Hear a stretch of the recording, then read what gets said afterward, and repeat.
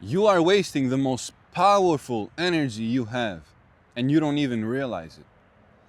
In the book Outwitting the Devil by Napoleon Hill, there is a part where he asks the devil, what is the force that gives you the most control over people? And what the devil answers is something you would never expect. The answer is sex. And I'm going to read to you a part from the book that goes like this. The devil says something very direct to him. He says, I master all who neglect to master sex. Think about that. Not just weak people, not just undisciplined people, not just poor people. I master everyone who neglects to master sex. Successful people, rich people, wealthy people, intelligent people, everybody. If you don't control this part of yourself, something else is controlling you. And naturally, the next question is, how do we control it? The concept is not to suppress it, but is this idea called transmutation. The word transmute simply means changing one form of energy into another. And sexual energy has the capability of transforming an ordinary person into a person capable of genius thought through sexual transmutation. Sexual transmutation is directing your energy and your focus away from physical pleasure and redirecting that energy towards creative outlets. Why? Because sexual energy is pure creative energy. You can create a baby with your seed, with your sexual energy. You can redirect that energy towards your purpose, your goals, your career, art, literature, making money, everything.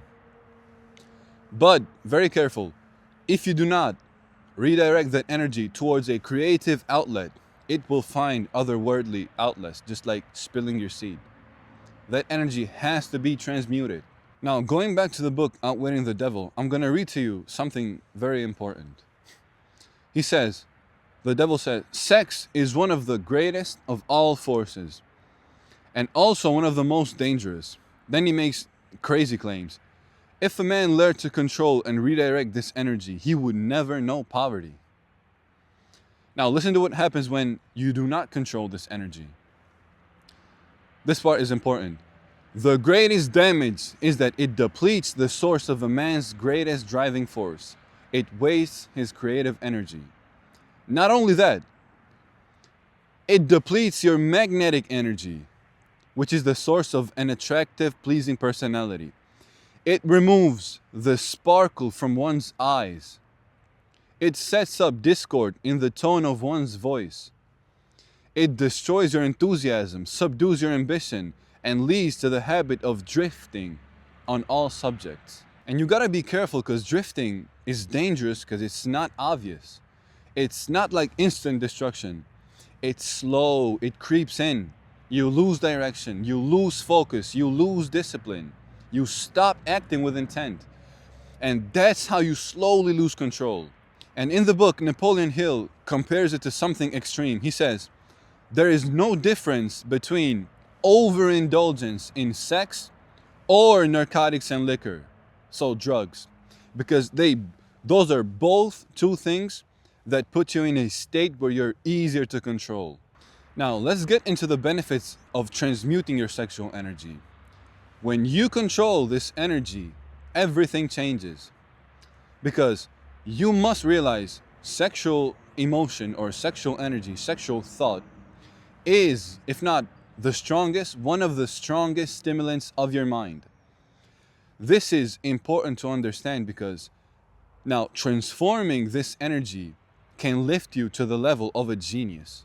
A genius is somebody who's able to raise their level of thinking to the point where they can now access ideas, they can access knowledge beyond ordinary thought, beyond what the average man is able to access. And they can do this through this thing called the sixth sense. Also, creative imagination, or what some people call intuition. Also what some mystic school call the third eye. Now, genius people are the ones that are able to do this intentionally.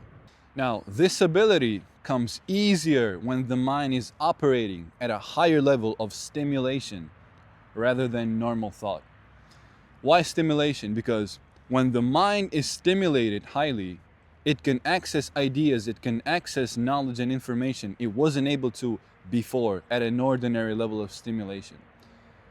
It's like, well, how can I explain it to you? It's like when you rise with an airplane and you're now able to see further in the horizon. Like your view is much vaster.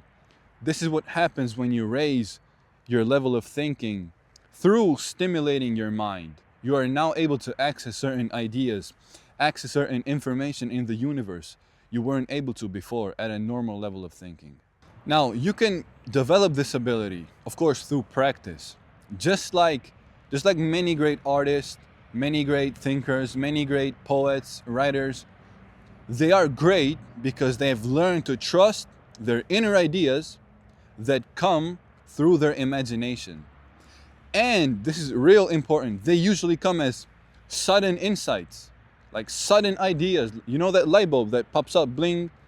That is you accessing that knowledge and those ideas from the universe when your level of thinking is raised high enough and you vibrate at a high enough plane of existence. You are now able to access secret knowledge. Now, having a strong sexual energy, that doesn't make you a genius, because I gotta be clear, some people in the comments are gonna think, oh man, I'm a real horny guy, I got a strong libido. That doesn't make you a genius. It only becomes useful once you learn how to redirect that energy towards your creative work. And when you learn to transform this energy, you have now unlocked one of the most important secrets for your success. Now, some other benefits that are going to come from transforming your sexual energy is that it's going to improve your overall presence as a man. It's going to build you strength in your voice. It's going to give you discipline. You will have more energy. You will have a sharper imagination. You will learn how to stop procrastinating. You will stop being lazy. All these are benefits that come once you hold on to your semen, or you do this practice called semen retention. I know you heard of it. You have to hold your semen and transmute that energy, and all these benefits that I listed to you will come in your life slowly over time. And what's interesting is that in the book Outwitting the Devil, Napoleon Hill, he doesn't say powerful people don't have desires. He says the opposite. He says all great leaders are highly sexed people, but they learn how to redirect that energy towards their work and their purpose. That is basically the difference between you and those successful people. You just spill your energy, you just spill your seed with masturbation, you just have sex, and you don't think about the great power that comes behind holding on to your semen and transmuting and transforming that energy towards your creative outlet of choice. There's this very interesting study where a professor, a teacher who has trained more than 30,000 salesmen, has discovered that highly sexed men make the best salesmen ever. And the reason behind this discovery is personal magnetism. Personal magnetism is nothing more, nothing less than sexual energy.